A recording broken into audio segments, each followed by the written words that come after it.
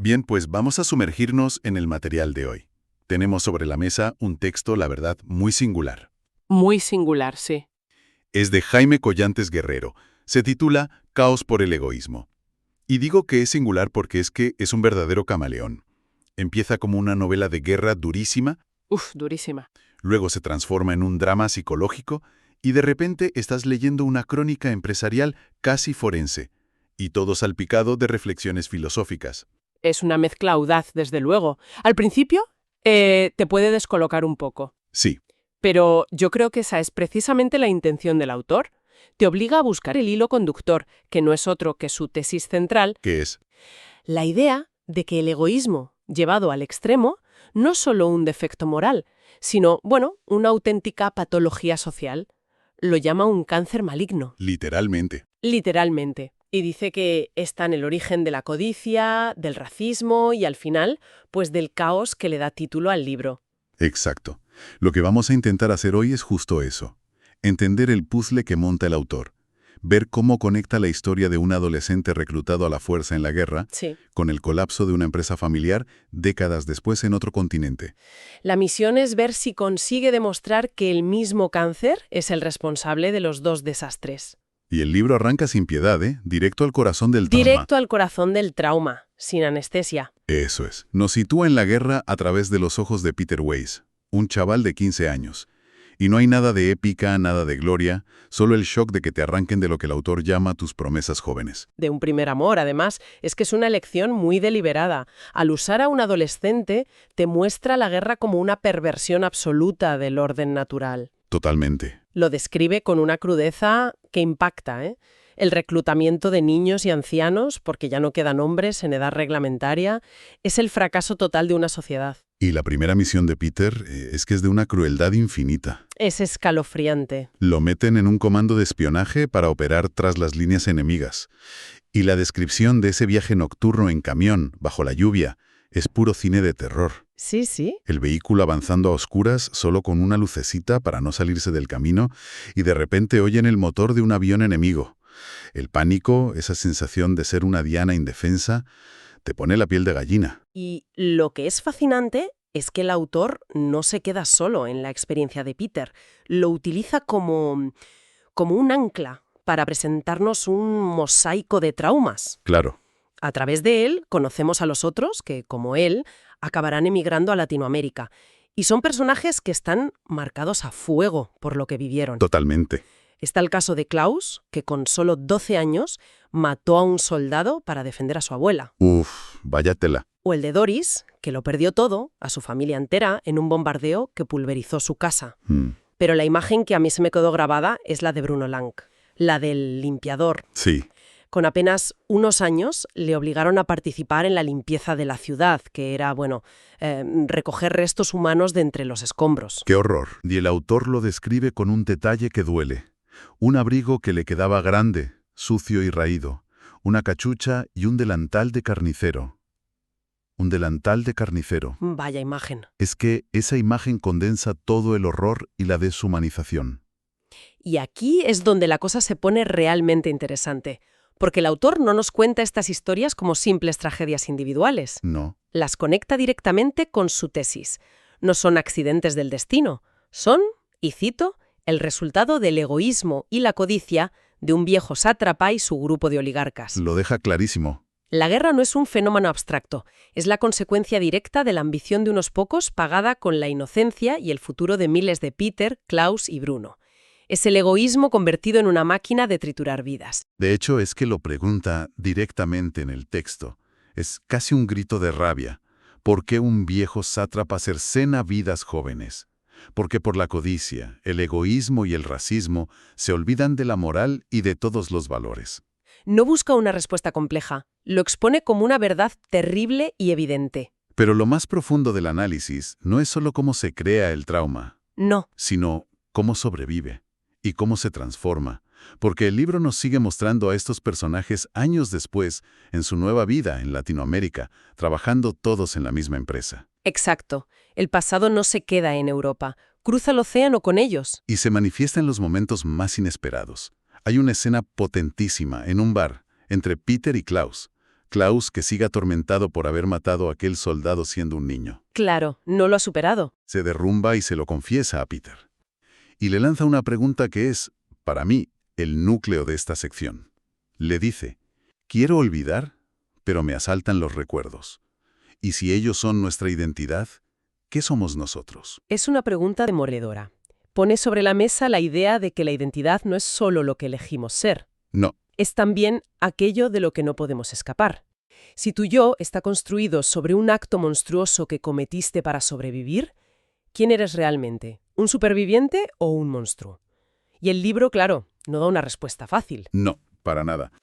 Y me parece que el caso del gerente, el señor Schultz, explora esa misma ambigüedad. Sí, El autor nos cuenta que en su juventud, Schultz fue un guardia que capturó a una familia judía que intentaba huir. Y décadas después, en la empresa, una empleada, Alicia, sufre un ataque de epilepsia. El director, que es un déspota, la habría despedido sin pensarlo. pero Schultz reacciona de una forma completamente inesperada. Sí, Muestra una compasión y una protección extraordinarias. Él mismo organiza que la lleven a la sala de juntas para ocultarla, le pide ayuda a Peter, se asegura de que esté a salvo. y el texto es muy claro. Lo hace porque sabe que si el director la ve, La despediría de inmediato. exacto. Entonces la interpretación obvia es que es su forma de buscar redención. Su conciencia, cargada por aquel acto de la guerra, le obliga a proteger a otra persona vulnerable ahora que puede. Pero, y aquí está la clave, ¿es un acto de pura empatía o es algo más egoísta? Una forma de aliviar su propia culpa. Esa es la pregunta. Yo creo que el autor lo deja deliberadamente ambiguo, y eso es lo brillante. No nos presenta héroes ni villanos puros, nos muestra personas complejas, moldeadas por sus cicatrices. Claro. La acción de Schultz es buena, salva el puesto de Alicia, pero sus motivaciones probablemente son una mezcla de todo. Remordimiento, empatía, la necesidad de sentirse una buena persona. Es la prueba de que las ondas expansivas de aquel egoísmo original, de la guerra, siguen afectando. 40 años después, Y en otro continente. No es historia, es psicología en estado puro. esas heridas psíquicas son fascinantes, porque el autor no las deja solo en el plano personal. No, para nada. De hecho, argumenta que esa misma mentalidad, esa herida, se manifiesta de otra forma en un escenario completamente distinto, el de la empresa. Exacto, y es un giro brillante. Pasa del campo de batalla al consejo de administración, pero nos demuestra que el enemigo, la codicia, es el mismo. Y el caso de la empresa Casa Erno es el ejemplo perfecto. Es un desastre. Pero donde el autor se recrea es en la contabilidad. Menciona un detalle que es que parece una broma, pero que lo dice todo. A ver, En la cuenta de clientes, los saldos pendientes no estaban registrados a nombre de los clientes que debían dinero, sino de los vendedores que les habían atendido. ¿en serio? Es una locura. Una locura. Una anomalía contable que en la práctica significa que la empresa no tiene ni la más remota idea de quién le debe dinero ni cuánto. Es la anarquía total. Y está lleno de anécdotas así que pintan este cuadro de negligencia. Mi favorita es la de la manguera contra incendios. Buenísima. Cada vez que llegaba una orden de embargo de un juzgado, la solución de la gerencia era siempre la misma. Ofrecer como garantía una vieja manguera contra incendios, completamente inservible. Y lo mejor es que el texto nos dice que ya había sido dada en garantía varias veces. Es el símbolo perfecto de una empresa que es pura fachada, una farsa. Y en medio de esta crónica, el autor inserta una crítica feroz a lo que él llama el capitalismo salvaje. Sí, No es solo la mala gestión, es un sistema que él considera inherentemente tramposo. Y lo ilustra con ejemplos que, bueno, cualquiera puede reconocer. la lista del robo hormiga. Esa es. Enumera cómo productos de consumo de toda la vida van encogiendo mientras el precio se mantiene o sube. La lata de atún, el pan de molde, las bolsas de patatas fritas, que vienen medio vacías. Es una crítica social muy directa. Lo llama un robo institucionalizado. Y lo interesante aquí es cómo conecta esta crítica sistémica con la historia de la empresa. Lo presenta como un ciclo de fracaso que se autoperpetúa. Eso es. El fundador, Loxe, a pesar de sus aparentes buenas intenciones, es incapaz de frenar la decadencia. Tras su muerte, sus herederos, a los que describe como incompetentes y movidos solo por la codicia, Terminan de hundir el negocio. Pero la historia no acaba ahí. no, porque los empleados más leales fundan una nueva empresa, Erno Industrial, con la idea de hacer las cosas bien. Y durante un tiempo, bajo el liderazgo de uno de ellos, Agarcini, parece que lo consiguen. Pero, ¿qué pasa cuando Agarcini muere? Se repite la historia, el ciclo vuelve a empezar. Sus herederos entran en una lucha de poder encarnizada, hay intentos de golpes de Estado, internos, divisiones. El egoísmo y la ambición. Vuelven a destruir lo que otros habían construido con esfuerzo. Las escalas son diferentes, claro. Una guerra mundial y una empresa. Pero la patología que describe el autor es la misma. Y es interesante cómo lo presenta. No es solo avaricia. En ambos casos, el del sátrapa que inicia una guerra y el del heredero que destruye una empresa, hay un componente de ceguera absoluta. ¿Sí? De una incapacidad para ver que están destruyendo el mismo sistema que les da poder y riqueza. Es un egoísmo que se vuelve autodestructivo. No piensan en el futuro, solo en la gratificación inmediata de su ego. Tengo que admitir que cuando llegué a los capítulos sobre la naturaleza me descolocó un poco. Es normal. Después de la crudeza de la guerra y el cinismo de la empresa, de repente el autor se pone a describir la estructura de una naranja con un lenguaje casi poético. Al principio no entendía la conexión. Parecía un libro completamente distinto. Es una reacción muy común, pero creo que es la clave de todo el libro. Es un contrapunto deliberado y absolutamente esencial. ¿Ah, sí? Sí, si las secciones sobre la guerra y la empresa son el diagnóstico de la enfermedad, el caos generado por el egoísmo, la naturaleza es la presentación del estado de salud. Es el modelo de un orden perfecto. O sea, no es solo un interludio para que el lector respire. Para nada. Es el argumento central. El autor nos presenta a la naturaleza como un sistema generoso, ordenado y de una eficiencia insuperable. Y todo en oposición directa al mundo destructivo y caótico creado por el ser humano. Hay una frase demoledora en el texto. ¿Cuál? La de que el hombre solo transforma, mientras que la naturaleza es la verdadera y única creadora. Esa misma. Es brutal. Y los ejemplos que usa son muy visuales. Me fascinó la descripción de la naranja, cómo la presenta como una esfera perfecta formada por prismas triangulares que guardan el jugo en cápsulas individuales. O la nuez, con esa forma que recuerda un cerebro, protegida por un empaque perfecto y natural. No lo había pensado nunca así. Yo tampoco. Es una invitación a la humildad. Frente a la complejidad destructiva de nuestras ambiciones, nos muestra la simplicidad y la perfección de lo natural. Dice, grande es la creación, ínfimo es el hombre.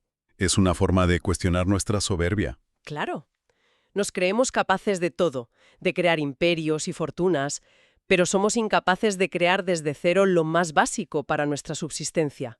Dependemos por completo de ese sistema que no entendemos ni respetamos. Entonces no es tanto un refugio, como dices, sino más bien un espejo. También. Después de mostrarnos el desastre, nos pone delante un espejo para que veamos lo lejos que estamos de ese orden funcional. Sí, es un refugio, pero yo creo que es algo más. Es casi una provocación. Nos está diciendo, mirad este sistema perfecto, generoso y funcional, que crea sin destruir. Ahora mirad el vuestro, basado en la codicia, que solo destruye sin crear nada realmente nuevo. No es solo consuelo, es una acusación. Exacto. La naturaleza no es un paisaje bonito. Es la prueba de que otro modelo es posible.